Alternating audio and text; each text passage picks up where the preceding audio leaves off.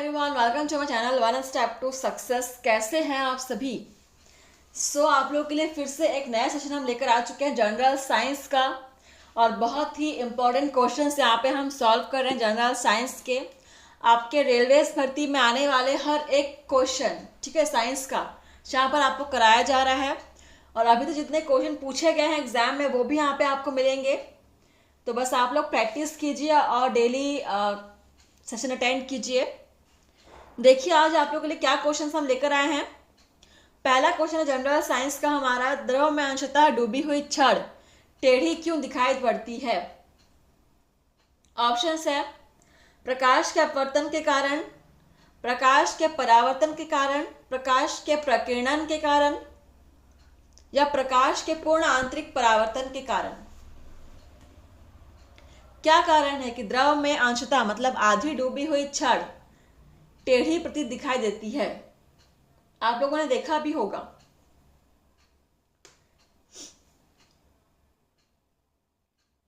द्रव में अंशतः डूबी हुई छड़ टेढ़ी क्यों दिखाई पड़ती है?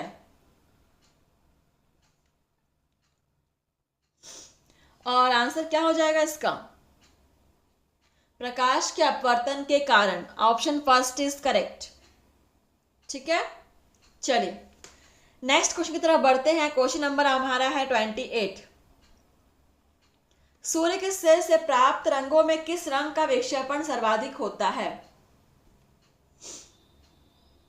सूर्य से प्राप्त रंगों में किस रंग का विक्षेपण सर्वाधिक होता है? एंड द ऑप्शंस आर लाल, नारंगी, पीला, बैंगनी, रेड, ऑरेंज, येलो, वायलेट।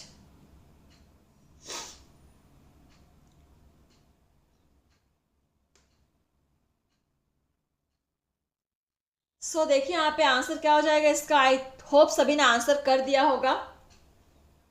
सूर्य से प्राप्त रंगों में से बैंगनी रंग का विक्षेपण सर्वाधिक होता है। Option D is correct. और एक क्वेश्चन हमने कई बार किया हुआ है।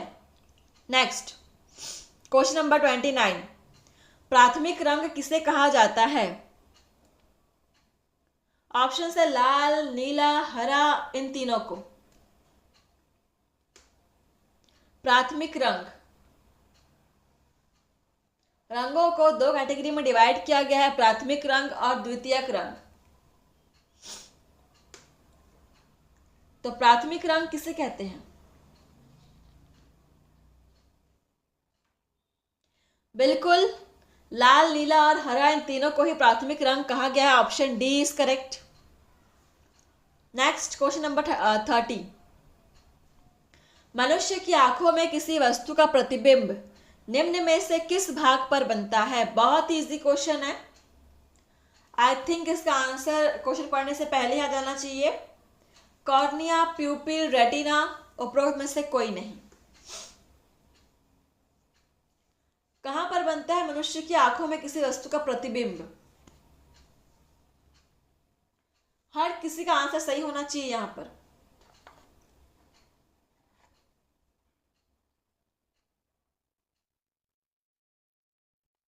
और ये क्वेश्चन एग्जाम में पूछा गया है फ्रेंड्स, ध्यान देंगे। और सही आंसर होगा आपका रेटिना। ठीक है, मनुष्य की आंखों में किसी वस्तु का प्रतिबिंब रेटिना पर बनता है। Option C is correct. Question number 31। अबिंदुकता एस्टिग्मेटिज्म दूर करने के लिए किस लेंस का प्रयोग किया जाता है? अबिंदुकता,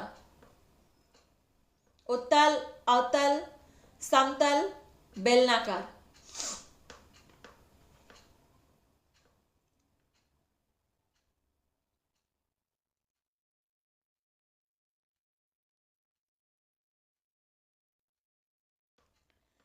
देखिए यहां पर आंसर हो जाएगा आपका बेलनाकार। अबिंदुता दूर करने के लिए हम बेलनाकार लेंस का प्रयोग करते हैं। Option D is correct. Next question number 32।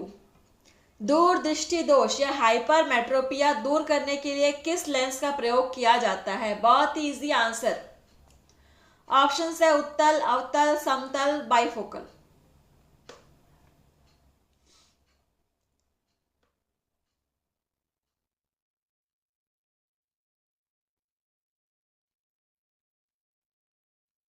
बिल्कुल, ऑप्शन फर्स्ट इज करेक्ट। उत्तल लेंस का प्रयोग करते हैं दूरदृष्टि दोष के निवारण के लिए।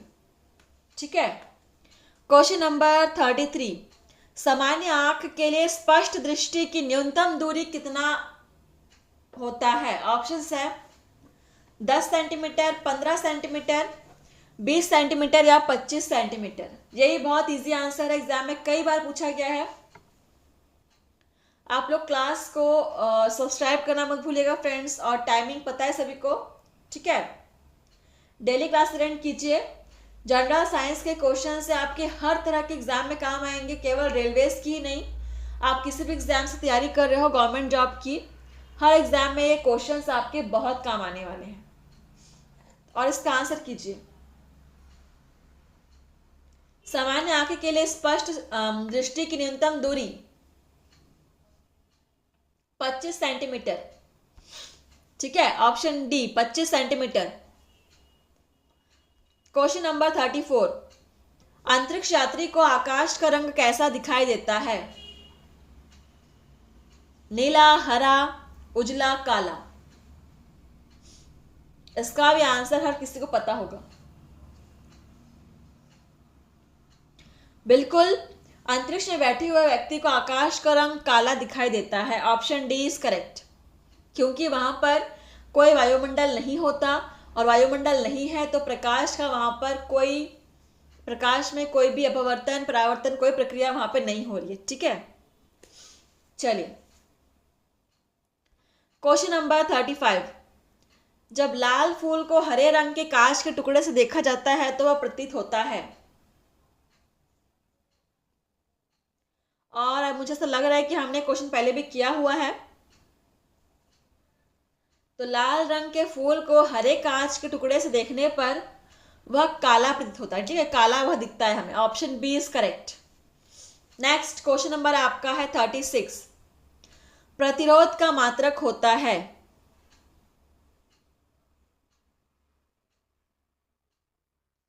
ओम, प्रतिरोध का मात्रक है ओम, और प्रतिरोध का सिंबल है ये। ठीक है, चलिए नेक्स्ट है आपका, इलेक्ट्रॉन पर कितना आवेश होता है?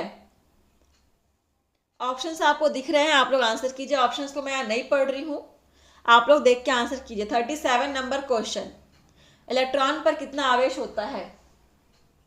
चलिए टाइम दिया जा रहा है, नोट कर लीजिए क्वेश्चन को और आंसर कीजिए।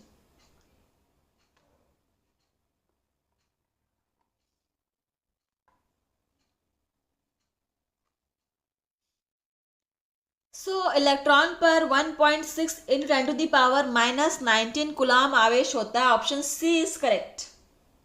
ठीक है, नेक्स्ट क्वेश्चन नंबर 38, निम्न में से कौन अर्धचालक है? अर्धचालक यानी सेमीकंडक्टर है। सिलिकॉन, जर्मेनियम, आयरन, ए एवं बी दोनों। ये एक इंपॉर्टेंट क्वेश्चन है, सेमीकंडक्टर से क्वेश्चन हर साल आते हैं एग्जाम में।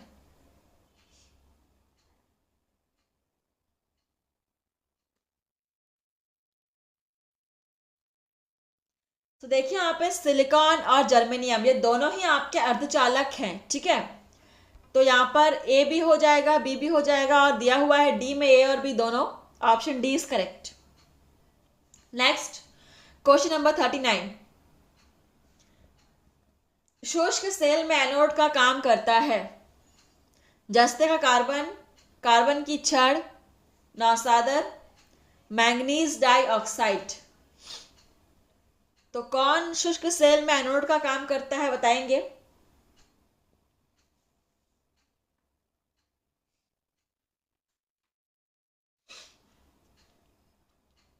तो आंसर हो जाएगा कार्बन की छड़। ठीक है, option B is correct.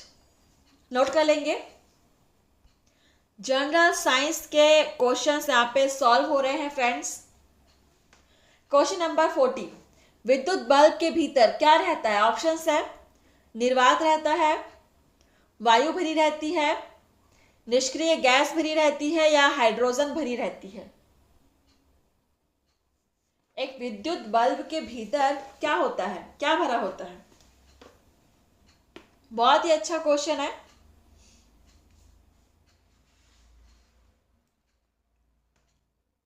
Class को शेयर करना मत भूलिएगा फ्रेंड्स, ठीक है। जो भी आपके फ्रेंड्स है, फैमिली है, वो किसी भी एग्जाम की तैयारी कर रहे हो, अगर जनरल साइंस के क्वेश्चन सॉल्व करना चाहते हैं तो बिल्कुल आप उनको ये क्लासेस शेयर कीजिए।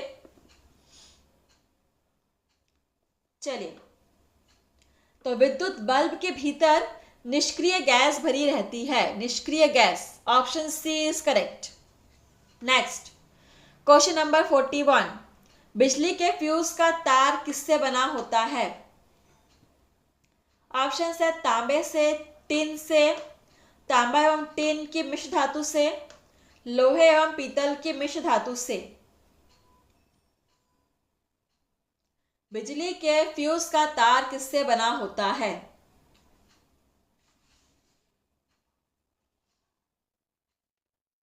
तो बिजली के फ्यूज का तार बना होता है तांबा एवं टिन के मिश्र धातु से, ठीक है। Option C is correct, note कर लेंगे, इंपॉर्टेंट है।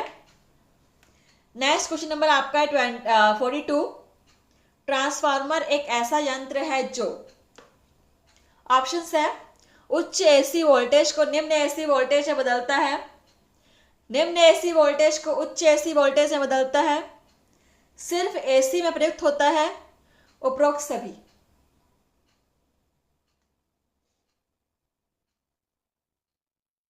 ट्रांसफार्मर के बारे में सभी ने सुना होगा, तो उसमें वोल्टेज किससे किसमें चेंज होता है वो आपको आंसर करना है। इससे भी क्वेश्चन हर साल एग्जाम में बनते हैं, ठीक है। चलिए देखिए, ट्रांसफार्मर्स एक ऐसा यंत्र है जो ये सभी कार्य करता है, ठीक है। यहाँ पर आपका ऑप्शन डी उपरोक्त सभी हो जाएगा, ये सभी जो ऑप्शंस दिए हुए हैं वो सही है।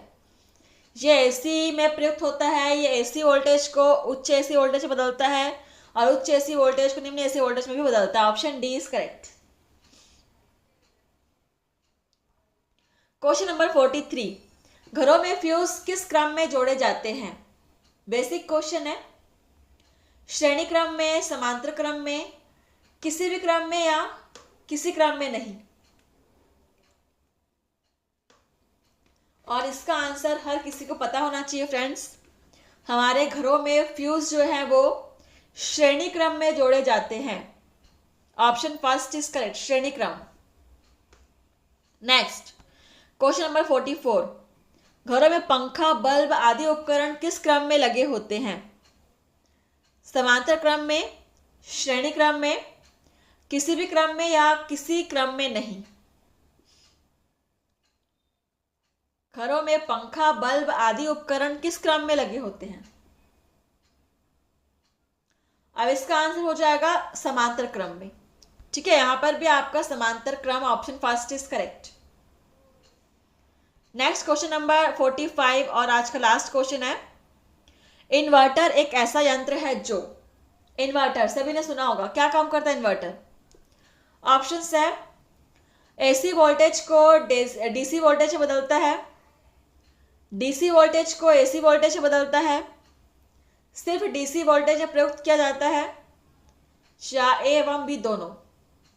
चलिए, क्लास का लास्ट क्वेश्चन है, आप लोग क्लास को शेयर कीजिएगा और कमेंट से बताइएगा कि आपको क्लास कैसा लगा फ्रेंड्स। चलिए जल्दी से आंसर कीजिए। इन्वर्टर का क्या काम है, क्या करता है इन्वर्टर? तो अगर किसी को नहीं पता है इसका आंसर तो आज नोट कर लीजिए। इन्वर्टर जो है वो एसी वोल्टेज को डीसी में भी बदलता है और डीसी वोल्टेज को एसी में भी बदलता है। यहाँ पर आपके ए और बी दोनों ही सही हो जाएंगे, ठीक है। तो यहाँ पे दिया हुआ है ए एवं बी दोनों, ऑप्शन डी इज करेक्ट। चलिए फ्रेंड्स, सेशन को यहीं पर समाप्त करते हैं और मिलते हैं नए सेशन में। आज के लिए बस इतना ही, धन्यवाद। आप लोग ऐसे क्लास को लाइक शेयर कमेंट करते रहिएगा। धन्यवाद फ्रेंड्स, आप लोग पढ़ते रहिए, मेहनत करते रहिए, आपका बिल्कुल सिलेक्शन होगा। Thank you.